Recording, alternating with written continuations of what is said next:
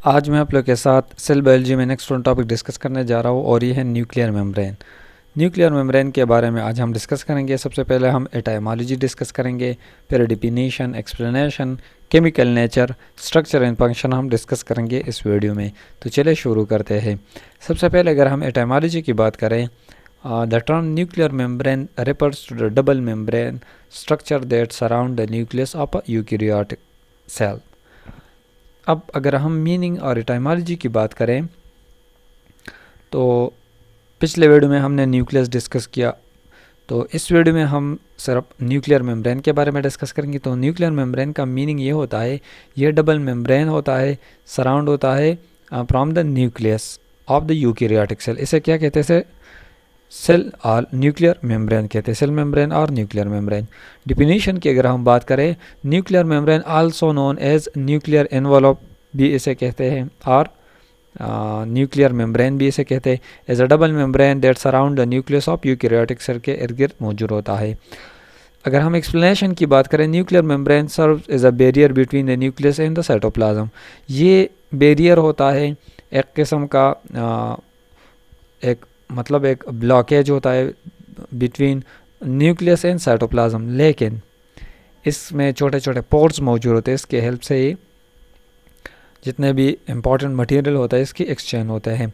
Regulating the exchange of material between the two compartment, इसके help से ये nuclear pore की वजह से ये रेगुलेशन करता है, मतलब जितने भी मटेरियल होता है इसकी एक्सचेंज होती है। It is composed of two lipid bilayer. ये न्यूक्लियर मेम्ब्रेन और सेल मेम्ब्रेन ये लिपिड बाइलेयर होता है, टू लेयर ऑफ लिपिड से मिलकर बना होता है। Each of which is studied with protein that play important role in maintaining the integrity and the function of the membrane। इसमें प्रोटीन भी मौजूद होता है इस लेयर में। किस लिए मौजूद होता है? ताकि जितने भी मेंटेनेंस होता है ये रेगुलेट करता है ये फंक्शन ऑफ द मेम्ब्रेन। इस प्रोटीन की वजह से इस लिपिड में मौजूद होता है प्रोटीन। अगर हम केमिकल नेचर की बात करें, न्यूक्लियर मेम्ब्रेन लिपिड बाइलेयर से मिलकर बना टू लिपिड बाइलेयर होता है and separated by a narrow space between the perinuclear space। और ये दोनों लेयर एक दूसरे से एक नैरो स्पेस, एक थोड़ी सी जगह स्पेस होता है इन दो लेयर के दरमियान, इसे पेरिन्यूक्लियर स्पेस कहते हैं।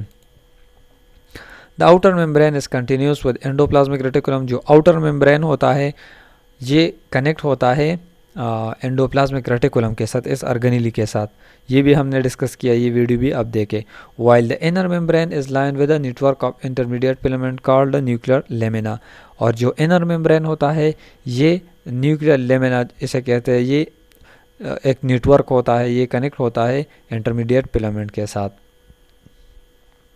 तो दोनों क्या होता है? अटैच होता है विद दीज पार्ट्स। अगर हम बात करें the membrane as studied with protein, इसमें प्रोटीन भी मौजूद होता है इस मेम्ब्रेन, इंक्लूडिंग न्यूक्लियर पोर भी मौजूद होता है। Complexes the allow for the selective transport of molecule between the nucleus and cytoplasm. तो इसी वजह से ये सेलेक्टिव परमिएबल होता है, इसमें प्रोटीन मौजूद होता है। इसकी हेल्प से ही ट्रांसपोर्ट और एक्सचेंज ऑफ मटीरियल होता है न्यूक्लियस और साइटोप्लाज्म के दरमियान। अगर हम स्ट्रक्चर की बात करें, न्यूक्लियर मेम्ब्रेन क्या होता है? ये हाईली ऑर्गेनाइज्ड कम्प्लेक्स स्ट्रक्चर होता है सेल मेम्ब्रेन, ठीक है, न्यूक्लियस का जो मेम्ब्रेन होता है। That is composed of two distinct lipid bilayer इसमें मौजूद होता है। The outer membrane endoplasmic reticulum के साथ अटैच होता है, उसमें प्रोटीन होता है। एंड जो इसमें राइबोसोम मौजूद है। एंडोप्लाज्मिक रेटिकुलम के साथ क्या होता है? राइबोसोम इसके साथ एंडोप्लाज्मिक रेटिकुलम में अटैच होता है। While the inner membrane is line with a network of intermediate filament called nuclear lamina. और ये इनर ये फिलामेंट के साथ अटैच होते हैं। Nuclear membrane is also contain nuclear pore, इसमें मौजूद होता है। Complexes which are large protein complexes that span both the inner and outer membrane and regulate the exchange of molecule between the nucleus and cytoplasm. तो मैंने जिस तरह आप लोग को बताया कि यहाँ पर न्यूक्लियर पोर मौजूद होते हैं, इसकी हेल्प से क्या होता है? मटेरियल एक्सचेंज होता है न्यूक्लियस और साइटोप्लाज्म के दरमियान। अगर हम फंक्शन की बात करें, nuclear envelope sir is a several critical function करता है यूकेरियोटिक सेल में। कौन कौन से फंक्शन इसके होते हैं? First the foremost it acts as a barrier, ये बैरियर का काम करता है न्यूक्लियस और साइटोप्लाज्म के दरमियान। दूसरा, regulating the exchange of material between the two compartment, और ये रेगुलेट करता है जितने भी मटेरियल होते हैं, एक्सचेंज होते हैं, ये रेगुलेट करते हैं, कंट्रोल करते हैं साइटोप्लाज्म और न्यूक्लियस के दरमियान। Nuclear membrane also play a key role in regulating gene expression, में भी इसका इम्पॉर्टेंट रोल होता है। By controlling the movement of the molecule, ये कंट्रोल करता है। तो इस जीन एक्सप्रेशन में भी इसका किरदार होता है। Such as messenger RNA and transcription factor between the nucleus and cytoplasm, ये क्या करते हैं, ये कंट्रोल करते हैं, रेगुलेट करते हैं। Additionally, the nuclear membrane is involved in the replication and distribution of chromosome during cell division, में भी इसका किरदार होता है। जो रिप्लिकेशन होता है, रिप्लिकेशन प्रोसेस किस तरह डीएनए रिप्लिकेशन होता है, क्रोमोसोम की डिस्ट्रीब्यूशन करना, ये सब भी ये कंट्रोल करता है न्यूक्लियर मेम्ब्रेन। ओवरऑल की अगर हम बात करें, nuclear membrane is a critical component of eukaryotic cell that play key role in regulating exchange of molecule, को क्या करते हैं, इसे कंट्रोल करते हैं। एक्सचेंज भी ये कंट्रोल करता है बिटवीन न्यूक्लियस एंड साइटोप्लाज्म, में जितने भी मॉलिक्यूल होते हैं ये मतलब कंट्रोल करते हैं। जिस मॉलिक्यूल की ज़रूरत है वो अंदर जाते हैं और जो अंदर होते हैं वो बाहर आते हैं। तो ये एक रेगुलेशन का काम करते हैं, कंट्रोल ऑफ डिफरेंट मटेरियल्स करते हैं।